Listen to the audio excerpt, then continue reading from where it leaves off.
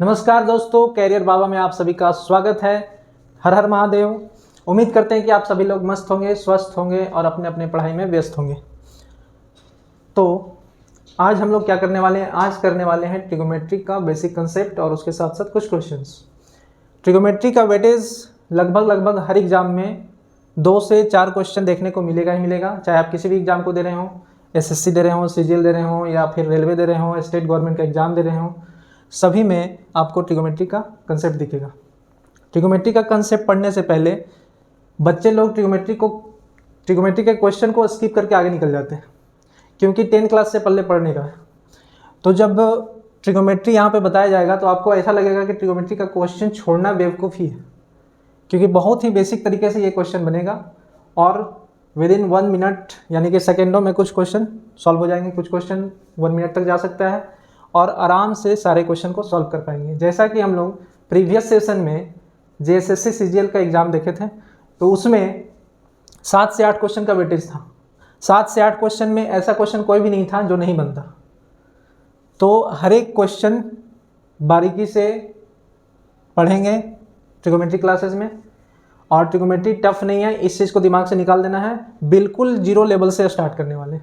किस तरीके से बताया जाएगा वो आपको समझ में आ जाएगा। नहीं समझ में आएगा तो क्लास छोड़कर चले जाइएगा, लेकिन जो भी बताया जाएगा कॉपी कलम लेकर बैठेंगे और साथ ही साथ जो क्वेश्चन पूछा जाएगा उसको सॉल्व करने का कोशिश करेंगे। वीडियो पॉज कर देंगे, उसके बाद सॉल्व करेंगे, आंसर देंगे। चाहे वो कितना भी सिंपल क्वेश्चन क्यों नहीं हो, उसको सॉल्व करना है, उसके बाद आंसर देना है।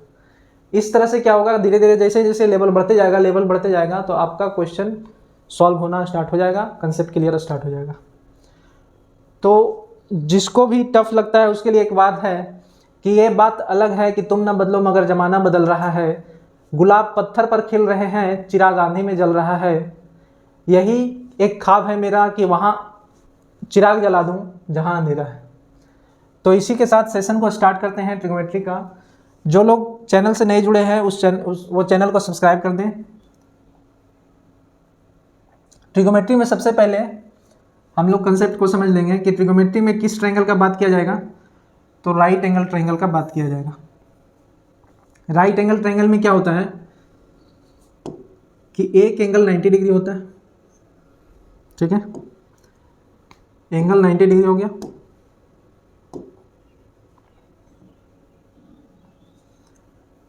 ये वाला एंगल और ये वाला एंगल, ये दोनों को हम बोलते हैं एक्यूट एंगल। एक्यूट एंगल का मतलब क्या होता है? न्यून कोण। न्यून कोण का मतलब क्या होता है? 90 डिग्री से कम। तो ये अकेला कितना डिग्री ले चुका है? 90 डिग्री। ट्रायंगल के तीनों एंगल का सम कितना होता है? तो 180 डिग्री होता है। 180 डिग्री होता है तो ये वाला एंगल और ये वाला एंगल मिलकर कितना होगा? 90 होगा। और ये अकेला सिंगल कितना है? 90 डिग्री है। तो 90 और 90 मिलकर कितना हो गया? 180 हो गया। तो ये एंगल और ये एंगल का सम कितना होगा? 90 होगा। दूसरी बात, पाइथागोरस थ्योरम पढ़ने से पहले राइट ट्रायंगल में इसको हम हाइपोटेनस बोलते हैं। इस चीज़ का ध्यान, ठीक है। 90 डिग्री के सामने वाले को हम हाइपोटेनस बोलते हैं, जिसको हिंदी में क्या बोलते हैं? कर्ण बोलते हैं। एक को परपेंडिकुलर बोलते हैं, जिसको हिंदी में लंब बोला जाता है। और एक को बेस बोलते हैं, जिसको हिंदी में आधार बोलते हैं। आधार यहाँ पे भी रख सकते हैं और आधार यहाँ पे भी रख सकते हैं। यहाँ पे अगर परपेंडिकुलर को रख दिए हैं तो इसका मतलब क्या हो गया कि हम किस एंगल के रिस्पेक्ट में देख रहे हैं? तो इस एंगल के रिस्पेक्ट में देख रहे हैं। इस एंगल के रिस्पेक्ट में देखेंगे तो इसका अपोजिट का साइड जो होगा वो उसको हम परपेंडिकुलर बोलेंगे। अगर हम सेम ट्रायंगल ले लें, यहाँ पे इस ट्रायंगल को ले लें और हम एंगल को रिप्रेजेंट कर दिए यहाँ पे कि इस एंगल के रिस्पेक्टिव में लंब हमारा कौन होगा? तो इस एंगल के रिस्पेक्टिव में लंब हमारा कौन होगा? P। परपेंडिकुलर यहाँ हो जाएगा। तो बेस कौन सा हो जाएगा? ये हो जाएगा। Hypotenuse never changes. Hypotenuse change नहीं होता है। 90 डिग्री सबसे बड़ा एंगल होता है और ये एंगल और ये एंगल छोटा होता है। तो ट्रायंगल का एक प्रॉपर्टी है कि अगर जिसका भी एंगल बड़ा बन रहा हो, जिस भी एंगल का वैल्यू बड़ा हो, उसके अपोजिट साइड हमेशा बड़ा होता है। यानी कि ये वाला वैल्यू हमेशा क्या होगा? बड़ा होगा। तो बाकी ये एंगल और ये एंगल 90 से छोटा है, तो ये भुजा और ये भुजा यानी कि ये साइड और ये साइड क्या होगा? छोटा होगा। तो पाइथागोरस थ्योरम क्या कहता है कि the sum of a square of two small sides is equal to the larger side. दो छोटी भुजाओं के वर्गों का योग बड़ी भुजाओं के वर्गों का योग के बड़ी भुजा के वर्ग के बराबर होता है। कहने का मतलब ये हो गया कि 90 डिग्री यहाँ हो गया, 90 डिग्री के सामने वाले क्या कहलाएगा, हाइपोटेनस कहलाएगा, कर्ण कहलाएगा। तो बड़ा भुजा कौन हो गया, ये कर्ण हो गया। छोटा दो भुजा कौन हो गया, तो बेस हो गया और ये परपेंडिकुलर हो गया। यहाँ पे एंगल रिप्रेजेंट कर रहे हैं तो इसके रिस्पेक्ट में परपेंडिकुलर कौन होगा, ये होगा, यानी कि लंब कौन होगा, ये वाला होगा। ठीक है, तो परपेंडिकुलर यानी कि लंब और आधार ये दोनों छोटा भुजा होगा, बड़ा भुजा कौन होगा, कर्ण होगा। तो दो छोटी भुजाओं के वर्गों का योग, तो सबसे छोटा भुजा परपेंडिकुलर है और बेस है, लंब और आधार, तो लंब का स्क्वायर और आधार का स्क्वायर ये दो छोटी भुजाओं के स्क्वायर के सम के बराबर है, यानी कि योग के बराबर है। किसके बराबर है, तो बड़ी भुजा के वर्ग के बराबर है। बड़ी भुजा कौन है, बड़ी भुजा है हाइपोटेनस यानी कि कर्ण, तो हाइपोटेनस के स्क्वायर के बराबर है। तो ये पाइथागोरस थ्योरम कहता है। अब इस पाइथागोरस थ्योरम का यूज़ हम लोग ट्रिपलेट में करेंगे, बहुत सारे क्वेश्चन को सॉल्व करने में भी करेंगे। बिल्कुल बेसिक से स्टार्ट है, जिन्हें समझ में आ रहा है वो भी पेशेंस रखेंगे, जिन्हें नहीं समझ में आ रहा है वो समझने का कोशिश करेंगे। अब जैसे एक क्वेश्चन दिया हुआ है, राइट एंगल ट्रायंगल है, तो राइट एंगल ट्रायंगल में 90 डिग्री के सामने वाले को हम क्या बोलते हैं, हाइपोटेनस बोलते हैं। और परपेंडिकुलर हम ले लिए, मान लीजिए इसको परपेंडिकुलर ले लिए, तो इसको क्या बोलेंगे, बेस बोलेंगे। तो परपेंडिकुलर का स्क्वायर प्लस बेस का स्क्वायर इक्वल टू क्या होगा, हाइपोटेनस का स्क्वायर। लंब का स्क्वायर प्लस आधार का स्क्वायर इक्वल टू कर्ण का स्क्वायर। लंब कितना है, 2, तो 2 का स्क्वायर कितना हो गया, 4 हो गया। बेस कितना है, आधार कितना है, 3 है, 3 का स्क्वायर 9 हो गया, और इक्वल टू क्या हो गया, हाइपोटेनस का स्क्वायर। तो 9 और 4 13, और ये स्क्वायर इधर आएगा तो रूट हो जाएगा, यानी कि हाइपोटेनस का वैल्यू कितना हो गया, √13। ये हमारा आंसर हो जाएगा। तो पाइथागोरस थ्योरम का यूज़ करके हाइपोटेनस का वैल्यू ज्ञात करना है। बहुत लोगों को लग रहा होगा कि ये क्वेश्चन तो हम जानते हैं, लेकिन कमज़ोर विद्यार्थी के साथ साथ चलना है, इसलिए आप लोग पैसेंस रखकर देखेंगे वीडियो। इस क्वेश्चन में क्या दिया हुआ है कि एक राइट एंगल ट्रायंगल है,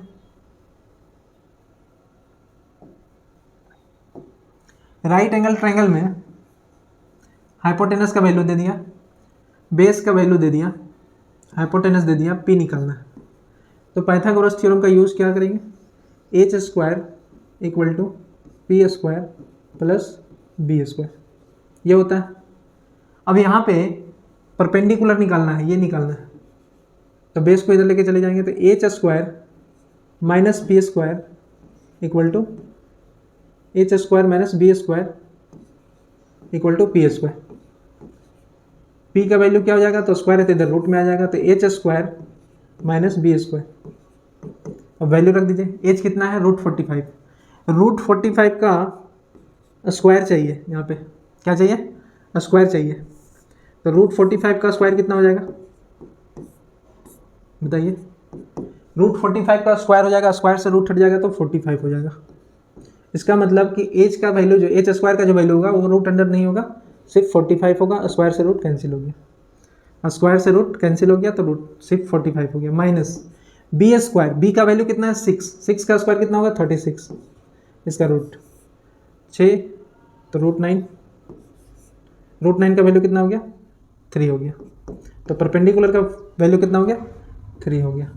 ये हमारा आंसर होगा। क्या इतना लंबा सॉल्व करेंगे, नहीं, पैसेंस रखेंगे, आगे सारा बताया जाएगा।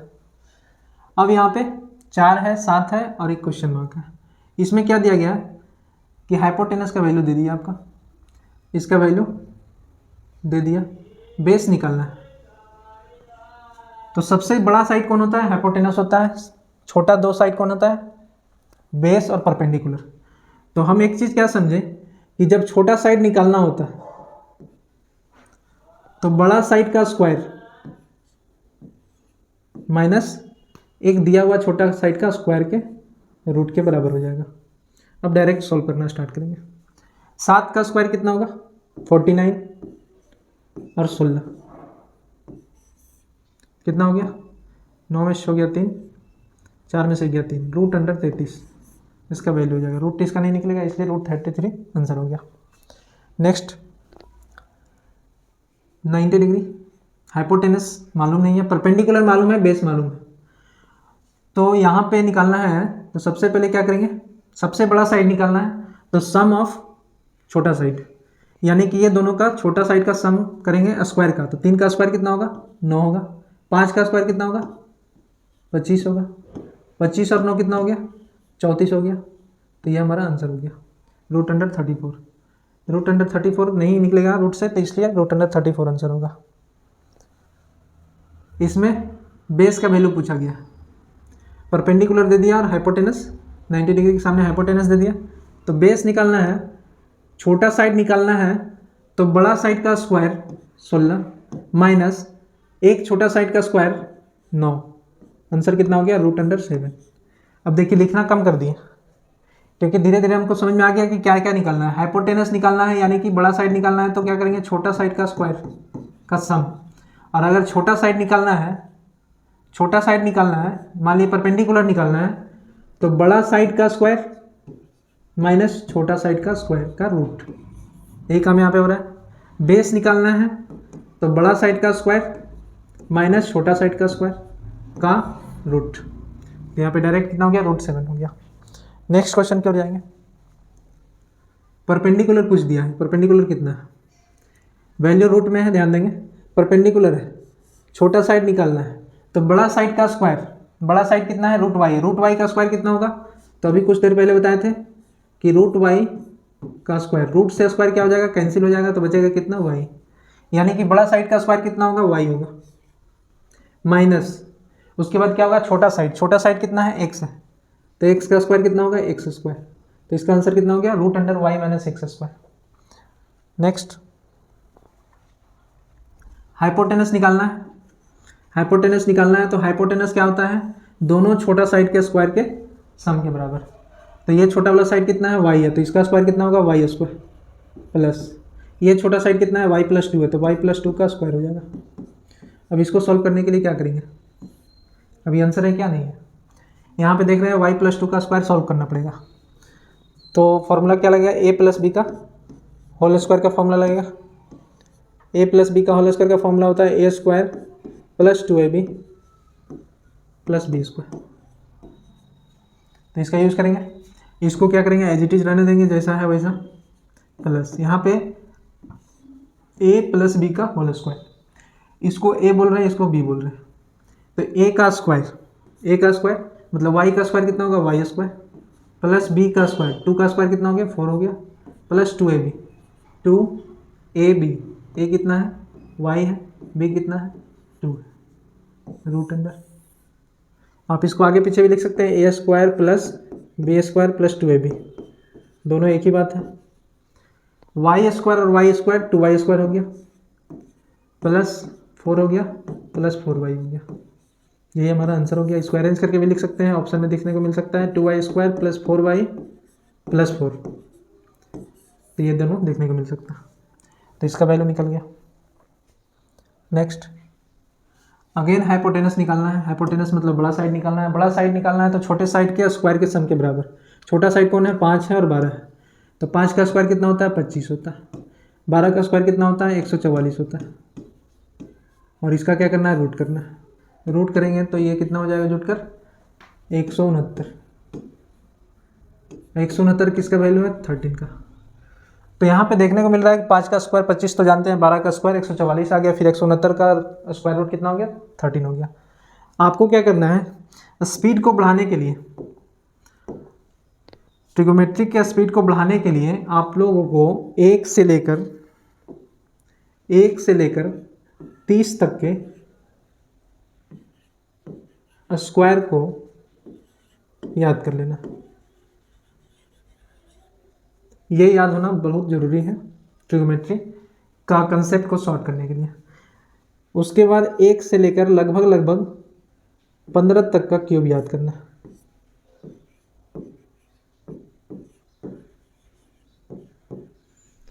और सबसे इम्पोर्टेंट मैथ के कंसेप्ट में बच्चे लोग छोड़ क्या देते हैं, टेबल को।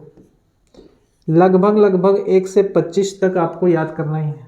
ऐसे तो 30 तक करेंगे तो और बेटर होगा सॉल्यूशन में।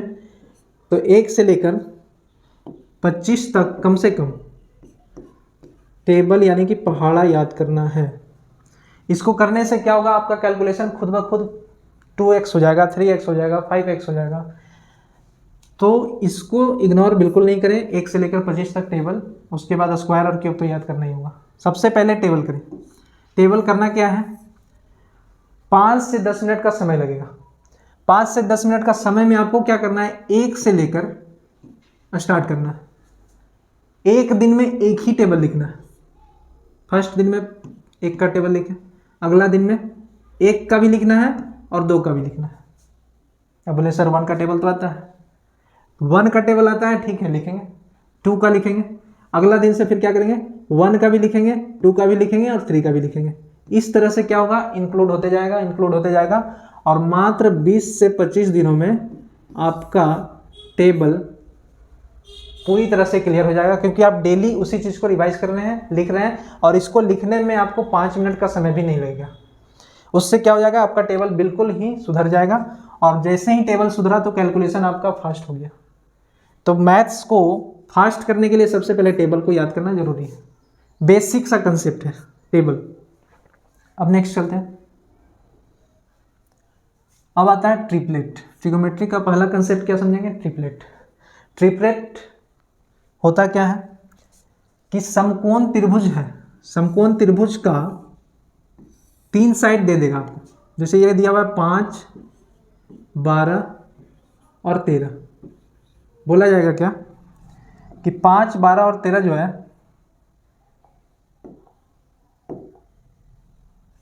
5, 12 और 13 क्या समकोण त्रिभुज का साइड है या नहीं।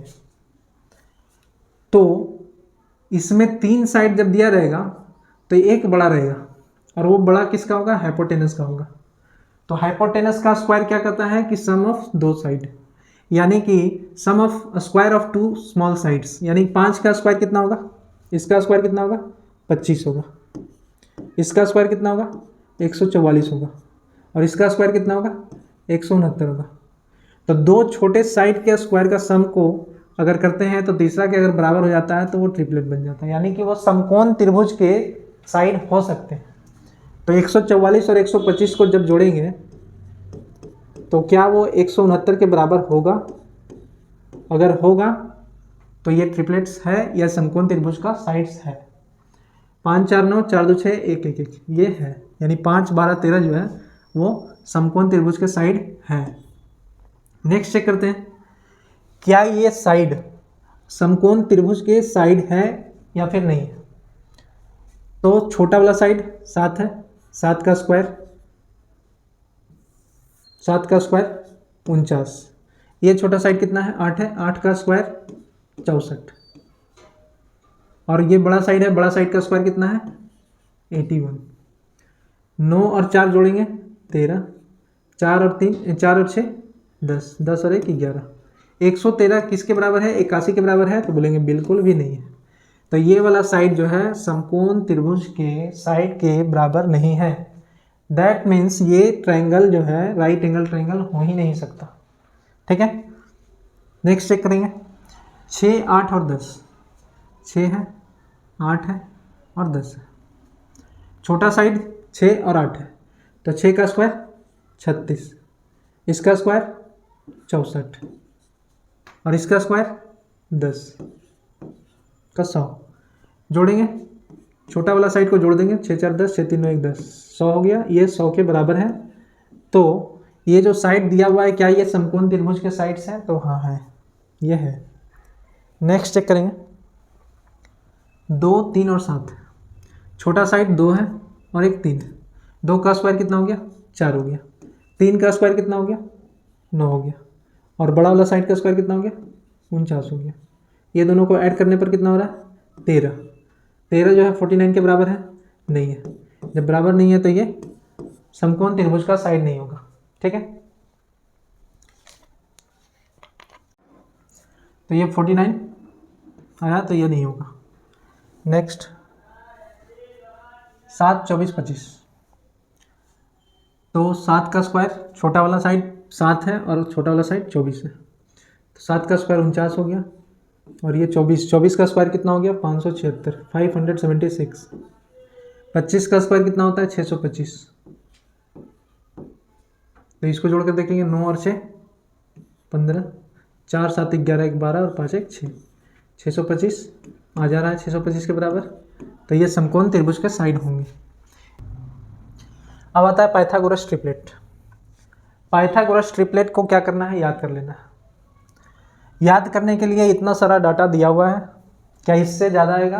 तो इससे ज़्यादा नहीं आएगा। आपको इसे डेली लिखना है और डेली एक बार पढ़ लेना। 7 दिन तक ये काम करेंगे तो आपको याद हो जाएगा। जिस तरह से दवाई का डोज दिया जाता है, एक डॉक्टर सजेशन देता है कि दवा लेना है, सुबह लेना है, दोपहर लेना है, शाम लेना है। पढ़ाई को आप मेडिसिन के जैसा यूज करें। सुबह सोने के बाद, रात में सोने से पहले इसको एक नज़र देख लेना है और खुद से कॉपी में लिख लेना है। अगर नहीं हो पाता है तो एक दिन में 3 4 3 4 3 4 करते करते डेली बढ़ाते जाएंगे, तो 7 दिनों के अंदर आपको ये एकदम कंठस्थ याद हो जाएगा। ठीक है, तो अच्छे से स्क्रीनशॉट ले लें। उसके बाद यहाँ देखेंगे 3 4 5, सबसे बड़ा कौन है 5 है, तो ये हाइपोटेनस होगा। और ये क्या होगा, परपेंडिकुलर होगा और बेस होगा। परपेंडिकुलर और बेस आपस में इधर उधर हो सकता है, कोई दिक्कत नहीं है क्योंकि छोटा साइड है। हाइपोटेनस कौन होगा, ये होगा। तो 5 12 13, 7 24 25, 8 15 17, 9 40 41, 11। देखिए हम जब भी यहाँ पे ट्रिपलेट जो लिखवाए हैं छोटा से स्टार्ट किए हैं, पहले छोटा फिर बड़ा फिर से बड़ा, छोटा बड़ा सबसे बड़ा। तो ये अरेंज करके लिखा हुआ है कि ये परपेंडिकुलर होगा या बेस होगा। तो ये बेस, तो ये हाइपोटेनस। अगर इसको बेस मान रहे हैं आप तो इसको परपेंडिकुलर मानना पड़ेगा, इसको हाइपोटेनस तो मानना ही पड़ेगा। तो सबसे बड़ा साइड क्या है, हाइपोटेनस है। ठीक है,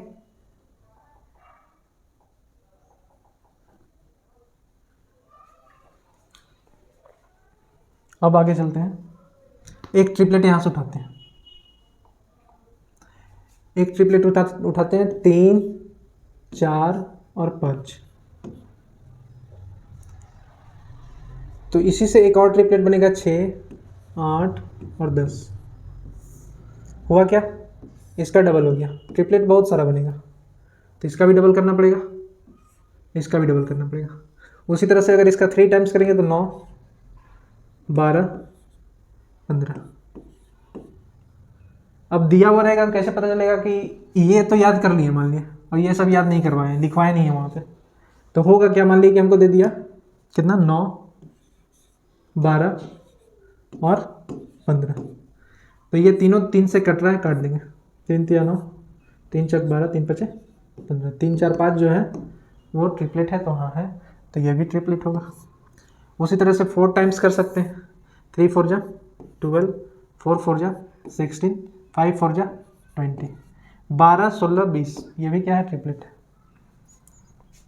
उसके बाद एक कंसेप्ट और देंगे कि क्या ट्रिपलेट को बनाने के लिए जिस प्रकार से हम बता रहे थे पीछे कि चेक करना, चेक करने के लिए क्या देख रहे थे, इसका स्क्वायर प्लस इसका स्क्वायर इक्वल टू इसका स्क्वायर।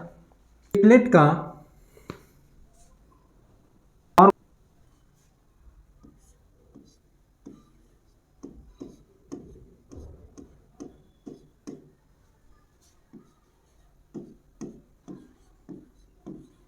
सबसे छोटी भुजा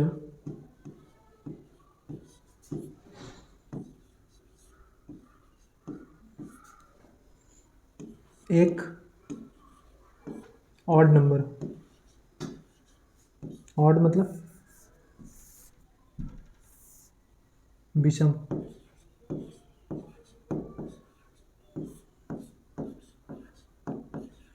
विषम संख्या।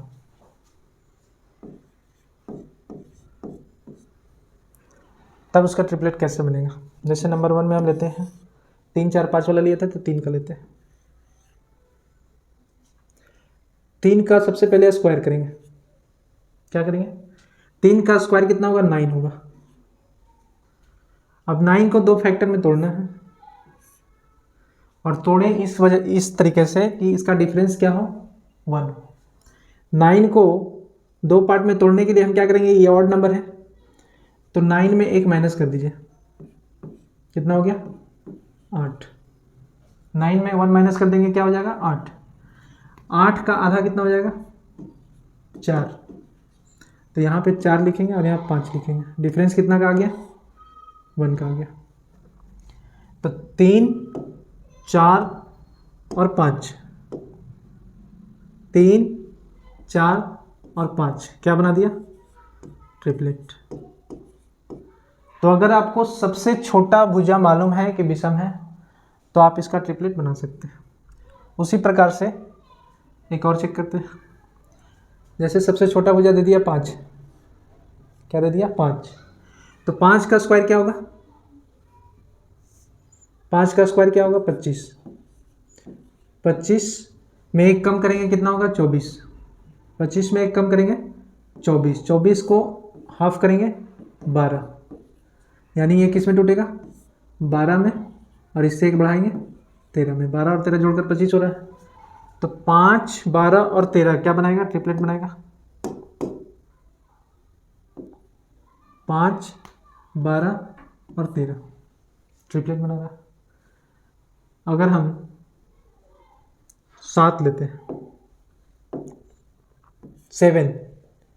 7 अगर सबसे छोटा भुजा और 7 क्या है विषम है, तो 7 का स्क्वायर कितना होगा 49।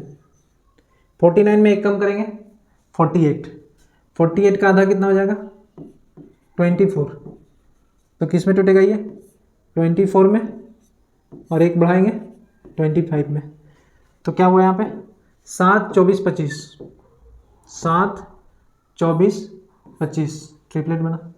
यानी 7 का स्क्वायर 49 और बड़ा 24 का स्क्वायर 576 क्या देगा 25 का स्क्वायर देगा 625 देगा। तो ये ट्रिपलेट बना रहा।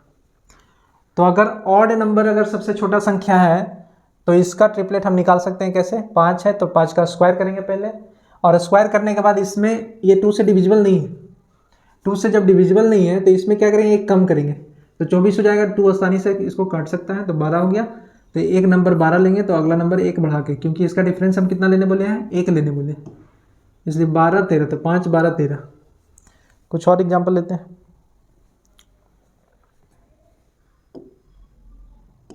9 का स्क्वायर 81। 81 को हाफ करेंगे 1 कम करके, तो 9 का हो गया। नेक्स्ट क्वेश्चन लेंगे।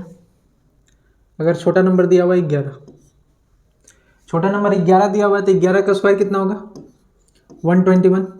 121 में 1 कम करेंगे कितना होगा 120। 120 का आधा कितना हो गया 60। तो एक नंबर लेंगे 60, तो दूसरा इससे 1 ज़्यादा 61। यानी ट्रिपलेट क्या बनेगा 11, 60 और 61। 11, 60 और 61। 11, 60 और 61। नेक्स्ट देखेंगे 13। सबसे छोटा नंबर क्या है 13। तो 13 का स्क्वायर कितना होगा 13 का स्क्वायर हो जाएगा 169, और 169 में अगर हम 1 माइनस करते हैं तो 168। 168 का हाफ करेंगे तो कितना हो जाएगा 84। यानी एक नंबर हो जाएगा 84, तो अगला इससे 1 ज़्यादा 85। तो ट्रिपलेट क्या बना 13, 84 और 85।